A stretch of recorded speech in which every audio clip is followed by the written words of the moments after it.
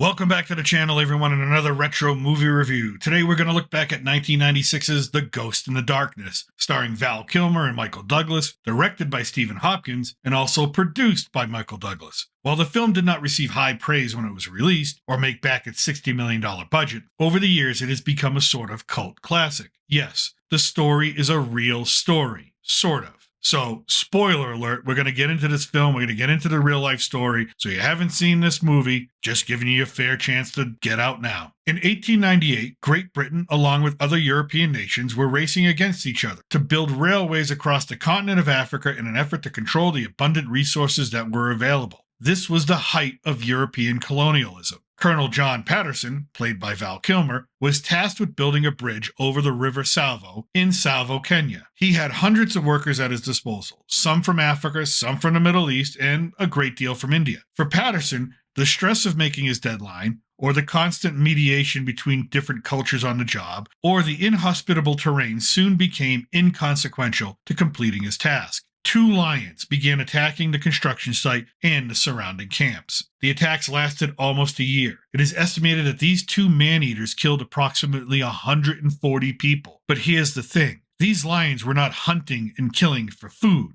It seems that these lions were hunting for the sport. Because these lions were not acting like lions, in fact, there are no other historical records of any lion behaving like the Tsavo lions. The locals believed that these creatures were demons come to punish those who would invade Africa and claim it as their own. They called them the Ghost in the Darkness. No matter what Patterson tried, the lions kept getting to their target, surrounding the camps with thorn trees like a deadly impenetrable wall, lighting fires, sending out hunting parties. Nothing worked. The lions just kept coming and just kept killing. But Patterson would get lucky. One night while perched in a tree, he was able to shoot one of the lions, killing it. The second lion took 6 bullets over 3 days to bring it down, and until a fatal headshot, the beast, wounded, kept coming after Patterson. Now, if you're still a skeptic about this being a true story, then you can visit the Chicago Field Museum where the actual lions are on display. They look much smaller than what they actually are because they were initially skinned for rugs before being given the taxidermy treatment. Now, this brings us to the film.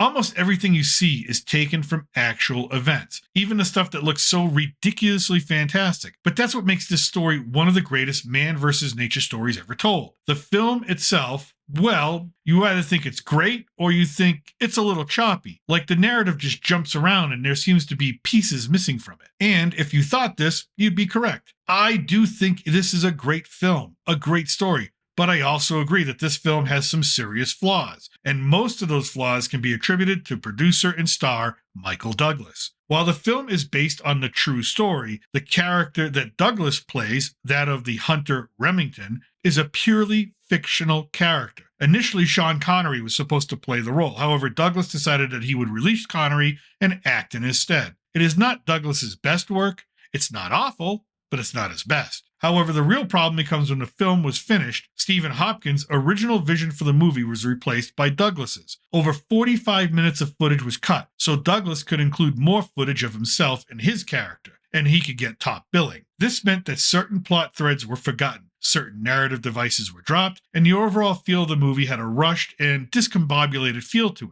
Hopkins himself was so upset that he cannot bear to watch the final product anymore, and one cannot blame him. He put so much time and effort into making this movie, almost 7 years of pre-production. To see it chopped up without his input must have been heartbreaking. Now, Hopkins also said the film was a nightmare to make. Shot on location in South Africa, the actual Tsavo in Kenya was not an ideal place to film. By the way, the word Tsavo means a place of slaughter. So that should have been a first clue to John Patterson when he arrived in 1898. The alternate location in South Africa was chosen because the government assured the production company that it was the dry season, the grass would be green and lush, and that it was a safe place to film. Yeah, none of this was true. South Africa was experiencing a decades-long drought at the time, but the arrival of the production company was accompanied by the worst rains ever to be seen in that geographical region. It began raining and continued off and on during the entire 4-month shoot, and not much was left green, mostly brown and a little bit of yellow. The rains were so bad that the bridge built for the film was washed away twice and needed to be rebuilt. As well, the bridge that the actors and crew would take to walk across the river to the set was washed away about a dozen times. Eventually, everyone just gave up on the second bridge and the cast and crew just walked through shallow waters or took a raft when it was time for them to film. Stephen Hopkins summed up his experience making the film in an interview with Empire magazine in 1999. He said, "We had snake bites, scorpion bites, tick bite fever, people getting hit by lightning, floods, torrential rains and lightning storms, hippos chasing people through the water, cars getting swept into the water, and several deaths of crew members, including 2 drownings." That's right. Other films we've discussed may boast an unsafe environment for cast and crew, but this film, people actually died. The crew were also chased by rhinos on top of everything else, and Kilmer recalls a visiting friend moving a rock in their makeshift tent only to be stung by a black scorpion, which could be fatal. This friend went running out into a severe thunderstorm, grabbed a car battery, and began electrocuting himself at the point of the scorpion sting on his thumb. The theory is that electricity will break down the molecules of the poison. Now, I've never heard that one before, but eventually Kilmer's friend did get actual medical help. When it rained at night, a lot of the crew were trapped in their tents as the canvas collapsed under the weight of the water, and they just had to resign themselves to sleeping in those conditions. And when it was not raining, it was hot, averaging 110 to 115 degrees with over 90% humidity. All of the electrical equipment had to have ice packed on top of it and then covered with a blanket or towel to keep the cool air inside. Otherwise, the internal wiring and more delicate parts would simply melt. And even when there was an opportunity to take a break and go to a hotel, things were not safe there either. One assistant director left his room to go to the pool. He recalls being in flip-flops and a bathing suit. When he rounded the corner of the building, he came face to face with a king cobra. It elevated itself, spread its hood, and prepared to attack. The assistant director froze in place, which calmed the cobra down and it eventually left. He then returned to his room, and he stayed there. Speaking of animals, this is a film about killer lions. Surely there was a big animatronic budget to get those realistic shots of lions attacking. Nope. Except for one shot in the film, what you see are real lions. 5 lions were used, 2 from Canada, 2 from France, and 1 from the US. And the ones from France were circus lions, which are way more temperamental than zoo lions. Now, while no one was seriously injured by these 5 animal actors, the crew is not immune to the dangers of these beasts. In the scene where one of the lions is trapped inside a boxcar, the lion lets out a huge roar. The scene cuts to a man inside the car with the lion. The actor has a look of utter pain and covering his ears. This is not acting. No one was expecting the roar to be that loud. That actor actually lost his ability to hear after this. And yes, they actually tried the boxcar trick in 1898. 6 men could not shoot the lion, and the lion did escape the trap. In the scene where the lions first enter the hospital, the actor's sleeping in the cots, filling in as patients. We're not told that the lions were going to be brought in for that scene. So yes, the panic you see on their faces as they wake up and realize a man-eating beast is nose to nose with them, that's a real reaction. Almost everything else about the behavior of the lions is taken from the first-hand accounts from 1898.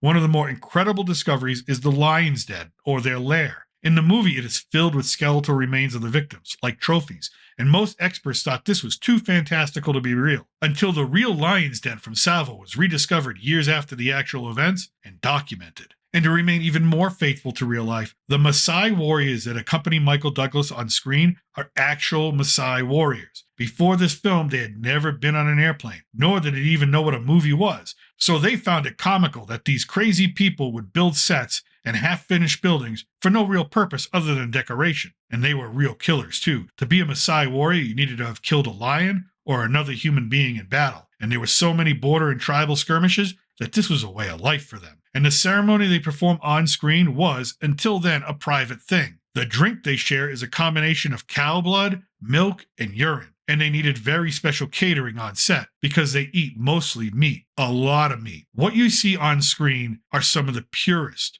most badass warriors walking the African plains. And now we get to the elephant in the room, so to speak. Val Kilmer. Legendary for being a total prick on set and just coming off of his most epic failure and reputation killer, The Island of Dr. Moreau. I mean, literally, he finished filming that terrible movie the day before he arrived on set in Africa, from the movie and production that would ultimately destroy his career. But he was not the Val Kilmer you would have expected. In real life, he loved Africa.